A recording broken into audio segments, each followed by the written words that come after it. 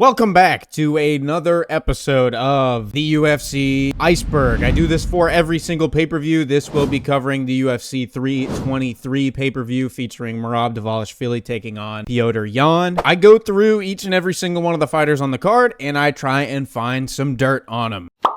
The way that this Iceberg format works, I start at the top in Tier 1, and I break down some stuff that most everybody knows, and then the further and further that we get down into the tiers, the more and more the stuff that is said is lesser known. So, let's get straight into it.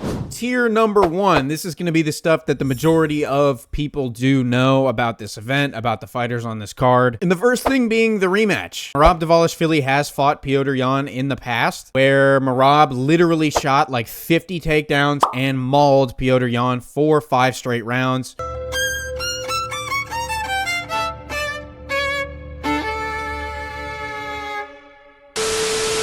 The story with that is that Petr Yan had a broken hand and he couldn't really counter as well as he normally can. So that's kind of the narrative going into this. Like, now that Petr Yan is healthy, who knows what happens in the rematch. But most people do know that they have fought in the past and it didn't go very well for Petr. After that, RIP ESPN. This is the last ESPN pay-per-view, or the last ESPN like big event. Obviously, we do have a card next week, which is a fight night card, but it is the end of the ESPN era and the UFC. Going out with a bang, too. This card is stacked from top to bottom, but we don't have to pay the $70, as I'm sure most of you do. Dana White, if you are watching, I do pay for every single pay-per-view. I've given you all of my money over all of these years, Dana, I swear. No, but jokes aside, thank God that we are going to Paramount. I could go into a few things that I'm not sure why they're not changing, like the fucking Apex. I don't know why the Apex is still a thing, but whatever. But yeah, the ESPN era is dead after this. And that also goes hand in hand, actually, with the next thing on this list, the end of the pay-per-view model. There are rumors circulating whether or not they are going to go to a pay-per-view model here and there, but for the most part, it is just going to be included in the Paramount subscription. I'm assuming that for the big cards, though, they probably will end up trying to suck as much money out of it as possible, because that's what Dana White loves to do. They probably will charge for a pay-per-view every now and again. The fourth and final thing on this tier 1 is the strikers versus grapplers. It's kind of the story of this whole card. If you look through the fighters on here, it is Pantoja versus Joshua Van. Joshua Van typically known for his striking, and Pantoja typically known for his grappling. Brandon Moreno versus Tatsuro Taira. Tatsuro Taira more so known for getting his takedowns and working off of the back. Brandon Moreno more so known for that kind of signature style in the boxing. Obviously, the main event, Merab Dvalishvili, known for his constant grappling threat, and Petr Yan known for his fan-friendly style of striking. And it even goes into the prelims, and actually still on the main card, with Henry Cejudo and Peyton Talbot, Grant Dawson and Manuel Torres, Karine Silva and Macy Barber. That is kind of the main theme, honestly, around this card, is that a lot of these fights are centered around the fact that it is a striker taking on a grappler. On to tier number 2. So we're getting into the stuff that is still pretty widely known, but not as much as the first tier, obviously. Return is in regards to Jalin Turner. If you guys don't remember, Jalin Turner actually fucking retired, which is crazy to say because I think the guy's like 29 years old or something like that. So Jalin Turner, in his last 5 fights, he's won 1 time. After the loss to Ignacio Bahamondes, where Bahamondes hit him with, it was a triangle choke in the first round, he opened up about his mental health not being very good. You made the decision tonight to retire following your loss to Ignacio Bahamondes. So what went into that decision, and why now? You're so young in your career. I was already entertaining the thought, retiring after UFC 300. Took a little bit of time off, kept training, just trying to get my mind right. Just focus on my mental health. Which is kind of weird considering how young he is and how much potential a lot of people think he has. But with a 14-9 record, he didn't look as good as of his most recent fights. He retired, and he openly stated, "I'm not coming back to this." Here he is. So the return of Jalin Turner. I didn't see that one coming. I'm going to be honest. I thought he was actually like done. Here we are. And with other fights in the past, he's fumbled finishes like really bad. I remember on the UFC 300 card, he knocked down Renato Moicano, proceeded to like showboat. Moicano just like got up and then beat the shit out of him, and Jalin Turner fumbled a finish. So things weren't going very well for Jalin Turner, but he's making his return and he's back. After that, we have Prospect Killer. That is referencing the fight between Fares Ziam and Nazim Sadiqov. The UFC loves doing this thing where they have two really good fighters and they decide to just match them up against one another and destroy all of the momentum of one of them. The UFC does this because they are retarded.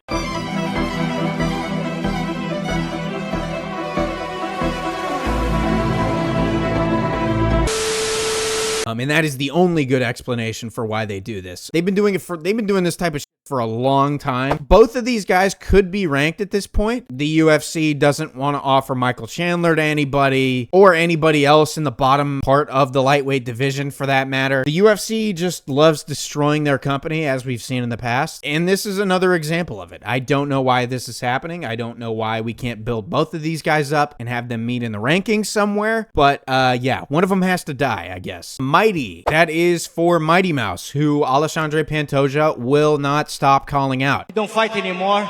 He retired this year, but this is something message for you, Demetrius Johnson.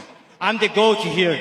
If you want to prove you the GOAT, come back. And if Pantoja does win this Saturday, he probably will call out Demetrius Johnson once again. There's been debates online whether or not Pantoja is starting to eclipse the status of Demetrius Johnson in the flyweight division. And Pantoja has seen that. And he's gone into these interviews and gone into these post-fight press conferences saying, why debate it when Demetrius Johnson can just come back and fight me? And he'll probably say that same thing again. So if Demetrius Johnson does somehow get brought up again at the end of this card, it's nothing new. I put gold down as the next one, and that is because of Henry Cejudo's golden medal that he won at the Olympics. I know that the hardcore fans, maybe not even hardcore fans, like pretty casual fans probably know about this at this point. Henry Cejudo, back in his prime days, he would not shut the up about his gold medal that he won at the Olympics. So that's basically all it is. Henry Cejudo won an Olympic gold medal, if you didn't know that. I know most people do because he never shut up about it when he was actually in his prime. But yeah, the last one on tier 2 I have is Seizure. So for people who don't know, a few months back, there was a fight night event, Aaron Blanchfield and Macy Barber in the main event. Unfortunately, I broke down that entire card and had a set of predictions and everything. To go along with that, I unfortunately watched the entire fucking event as well. Not my proudest moment.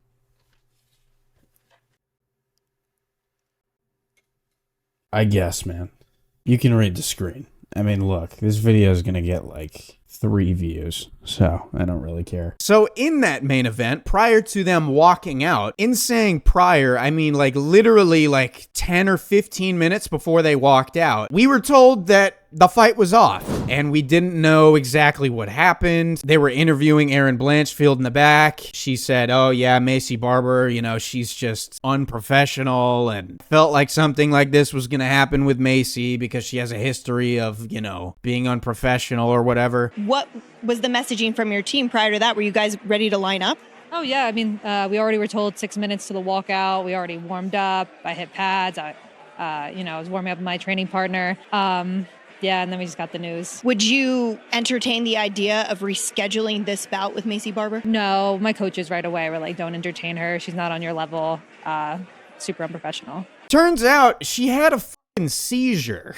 And that is why the fight was called off. And that is why that event was ruined. I wouldn't even say it was ruined because the event was so fucking horrid. I mean, if you saw the fights that I was having a breakdown on this card, a lot of people would be on Suicide Watch having to break down that type of a fucking card. Yeah, I wouldn't say it ruined the card, her having a seizure, but I guess, man, no main event. God forbid we don't get to see Aaron Blanchfield take on Macy Barber in a fucking Apex event. She's good now. She's on the card here, so hopefully nothing crazy happens to her. Hopefully she stays healthy. On to tier number 3. This is where the stuff is going to start to get a little bit lesser and lesser known. So let's kick it off first with overdose. That is in regards to Terrance McKinney. So Terrance McKinney, back in 2015, he was arrested. That was because he had taken a load of drugs. His heart had stopped. He saw himself with a knife and did this to himself. I'm not going to say what it is because I would like for this video to not get taken down. But he had a knife and he did this to himself. And he was on a ton of drugs. And there's body cam footage of this actually, where he tries to fight back from 6 different cops, eventually gets tased, put in handcuffs, and arrested. An article from the BBC states, McKinney had taken acid, mushrooms, marijuana, and alcohol and was discovered by Washington Spokane police officers.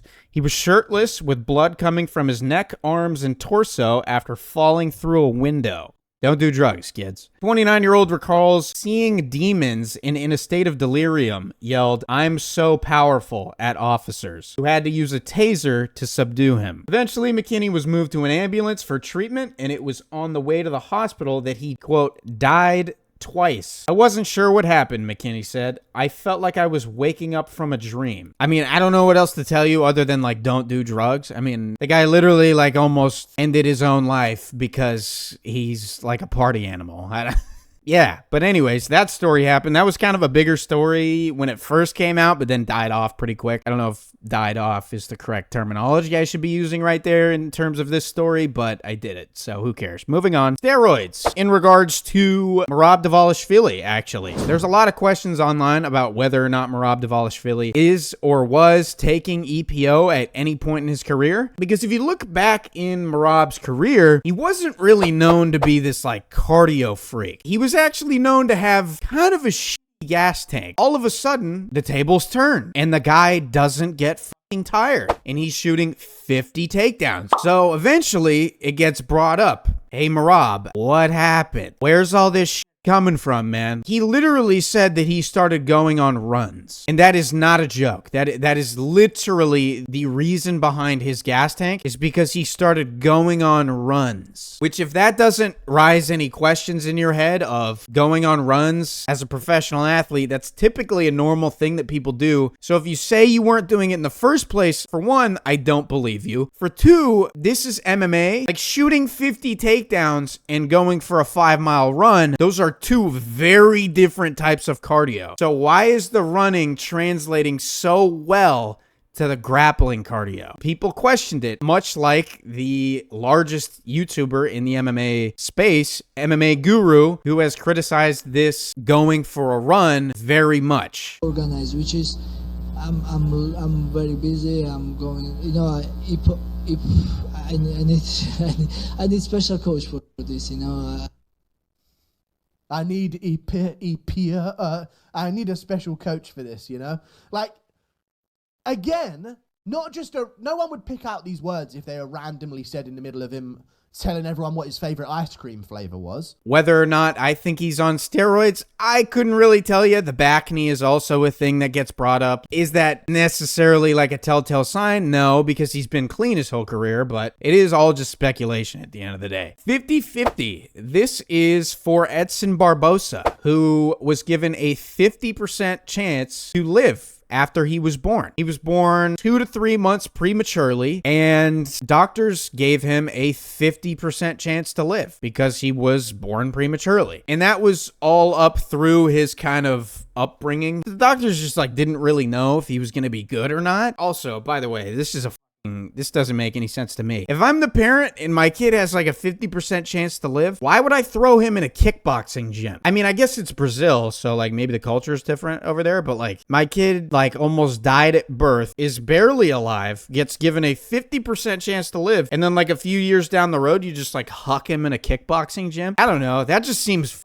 weird to me, but yeah, that is what that is in regards to. Cinderella. This is in regards to Chris Duncan, kind of on a bit of a Cinderella type of run here. So Chris Duncan is 5-1 in the UFC. I don't really count the one loss though, because it was to Manuel Torres, who was actually also on this card. Of the other fights that he has, other than the Manuel Torres fight, he has been either an underdog or it has been even odds for every single fight that he has had, whether it be Mateusz Rambetsky, Jordan Vucenic, and Balaji, an underdog in every single one of those fights. And you look at the guy fight and you think, this guy might have cerebral palsy. It's just like sloppy on the feet. He takes a ton of damage, but the guy can't lose. Balaji like sparking him up in the first round and then just like shoves his head in a guillotine. Jordan Vucenic doing good on the feet, landing some nice low kicks, shoves his head in a guillotine. Mateusz Rambetsky cuts open Chris Duncan, winning early, starts to get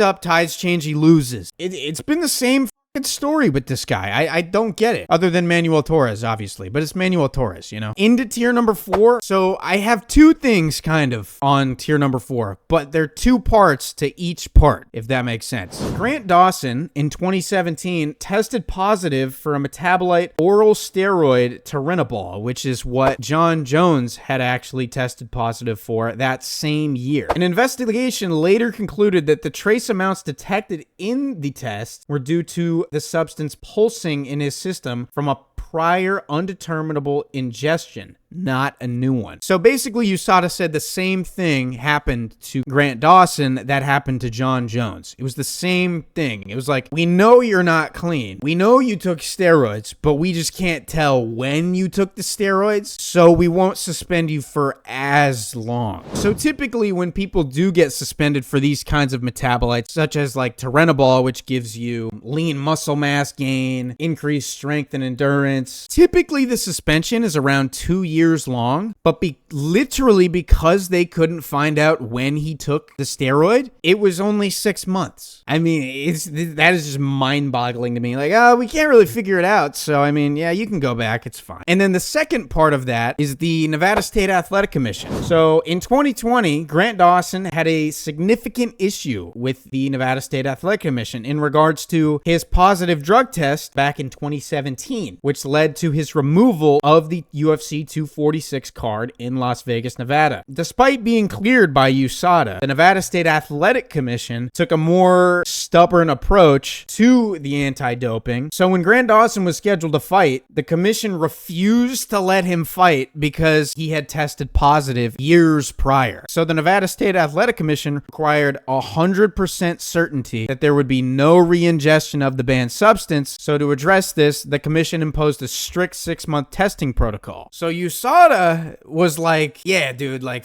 we can't tell. So we can't tell when you took it, so you can go. It's fine. But the Nevada State Athletic Commission was like, no, he tested positive back in 2017. How do we know he's not doing this shit again? And then can just say, oh, well, it's pulsing. So the Athletic Commission was like, no. We need to do a series of tests over a lengthy period of time because this guy has a history of cheating and we're going to figure out whether or not he's still doing it or not. So eventually he finally got cleared after that drug testing period, and now he's finally good. Fumble. This is in regards to Antonio Trocoli. For people who don't know, he was married to Mackenzie Dern. So Mackenzie Dern had been married to her first husband and got divorced, which we'll get into after this. But she gets remarried to Antonio Trocoli, who has had a history of being a little bit violent with people in the space of Mackenzie Dern. At the weigh-in show for UFC 298, Bobby Green was on the analyst panel. And when Mackenzie Dern walked out, he had a comment for her. Dern hasn't had ice cream in a while. She looks fantastic. Jeez.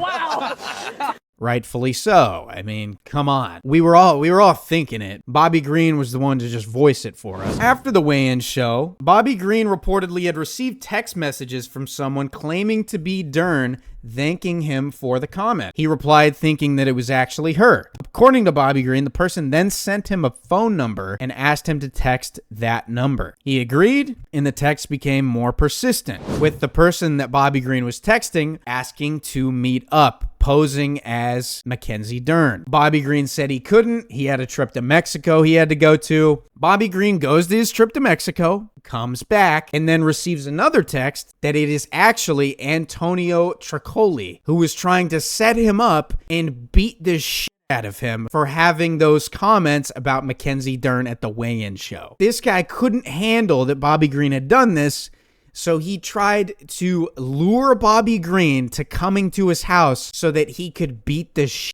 out of him. And eventually, amongst what I'm going to mention after this, led to Antonio Trocoli and Mackenzie Dern's relationship ending. So the other thing that led to Antonio Trocoli breaking up with Mackenzie Dern was Mackenzie Dern's first husband, Wesley Santos. So let me paint this picture for you. Before I put up a news article that you could read through, Wesley Santos has a child with Mackenzie Dern. Wesley Santos has his daughter in the back of the car at 8:30 in the morning, drives her to school. This is in Huntington Beach, California, by the way. This isn't in like Brazil. This is in California. So he drives his daughter to school, gets out of the car, drops his daughter off. As he's going back to the car, gets the kicked out of him by Antonio Trocoli, who was waiting there for him. Antonio Trocoli then beats the shit out of him, gets back in his car, and runs away. Antonio Trocoli is then fucking arrested, obviously, because, like, who else would it have been, and is charged with battery. This guy has a anger problem. I don't even think that this was what made him and Mackenzie Dern break up. I think it was like way further down the road. I'm pretty sure that like the Bobby Green situation happened and this situation with her first husband happened and they like stayed together for a while. I'm pretty sure after that. I mean, fucking hell, dude. I didn't even know any of this happened. Like, the guy literally got charged with battery because he couldn't deal with Mackenzie Dern having a husband in the past. How did I not hear about this before? I don't know how I never heard about this. Like, he literally beat the shit out of her husband because he had a child with her. I mean, we don't know the reason for it, but we can assume that, and there were reports that like as Mackenzie Dern and her first husband Wesley Santos were going through like this legal battle of like custody of the child, Antonio Trocoli was like trying to like get involved. It's like, dude, you're not involved. Stop hitting people. Long story short, I think this guy is just a retard. Yeah, that is the end of the iceberg that I have for UFC 323. Yeah, I don't know what else to say. I have a few videos coming out this week. Actually, I have one more video coming out this week. It is my prediction video for UFC 323. That will be dropping on Friday morning. If you enjoyed, do like and subscribe. I would highly appreciate that. I work really hard on these videos. Yeah, like and subscribe as always, and I will see you guys in the next one. Peace.